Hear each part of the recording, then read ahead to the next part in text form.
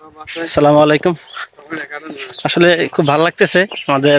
আমাদের গ্রামে আসছে, আমাদের কুমিল্লা থেকে দুজন খুব বড় মানের কন্টেন্ট ক্রিয়েটর, বড় ভাই বেলাল ভাই এবং রাকিব ভাই। বেলাল ভাই, কেমন লাগতেছে আসছেন আমাদের এই গ্রামটা? অসাধারণ গ্রাম, মানে আমার জন্য অসাধারণ একটা কিছু। খুবই ভালো লাগে, গ্রাম পছন্দ করি, ভালোবাসি, যদিও গ্রামে থাকতে পারি না আসলে। তো শহরের মানুষ আপনারা? না, জীবিকার থাকে এটা শহরের মনে হয়েছে। যদি জীবিকাটা গ্রামে ব্যবস্থা করা যাইতো তাহলে গ্রামে থেকে যেতাম।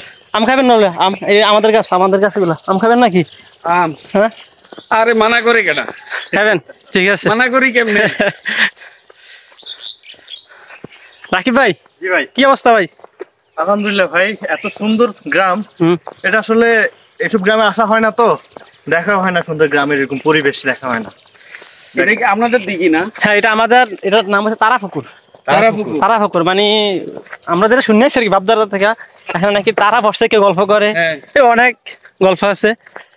ওইটা হচ্ছে মুদ্রার ফুল। মনে হয় মাছের চাষ করতে আছে। এটা চাষ মাছ আমাদের পুকুর, আমরাই মাছ চাষ করতেছি। মাছ আছে এখানে এটার ভিতরে।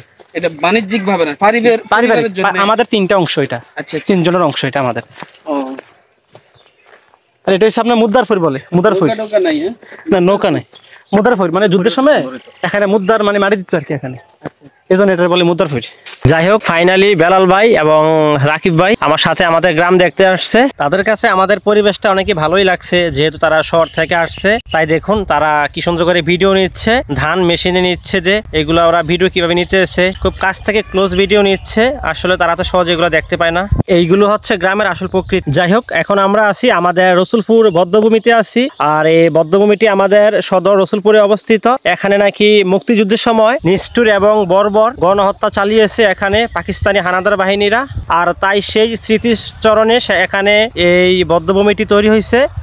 আর রাকিব ভাই তার ড্রোনের মাধ্যমে সম্পূর্ণ বদ্ধভূমিটি, রসুলপুর এরিয়াটি ক্যাপচার করার জন্য তার ড্রোন ক্যামেরাটি উপরে চালিয়ে দিলেন। সাথে আছে আমাদের বেলাল ভাই যতটুকু পারতেছে সে ভিডিও করে নিচ্ছে। কিন্তু আমাদের জন্য খুবই হতাশাজনক, তারা এত দূর থেকে আসছে আমাদের এই রসুলপুর বদ্ধভূমিটি ভিডিও করার জন্য, কিন্তু এখানে বর্তমান অবস্থা দেখে খুবই আসলে হতাশ। দেখুন, ধান চড়াচ্ছে, গরু চড়াচ্ছে, একেবারে অবহেলায় পড়ে আছে আমাদের এই রসুলপুরের বদ্ধভূমিটি। কি নোংরা অবস্থায় আছে। যদিও সাইনবোর্ডে লেখা আছে গরু ছাগল চড়ানো নিষেধ এখানে, কিন্তু বাস্তবতা হচ্ছে এর উল্টো পিসটা। যখন আমরা এসে দেখলাম যে খুবই বাজে অবস্থা, গরু দিয়ে রাখছে, ছাগল দিয়ে রাখছে, এবং এখানে এলাকার মানুষ দেখুন খের দিয়ে রাখছে। একটা বদ্ধভূমিতে এমন অরক্ষিতভাবে রাখাটা কতটুকু কাম্য এটা আমি জানি না। আমি সরকারের দৃষ্টি আকর্ষণ করব এটিকে যাতে ভালো করে নজর দেয়। আর আমাদের রসুলপুর এলাকার যে জনগণ আছেন সবাইকে বলবো, জনসাধারণকে এটিকে সংরক্ষণ করার জন্য, যেহেতু এটি একটি আমাদের স্মৃতিচারণ হয়ে আছে,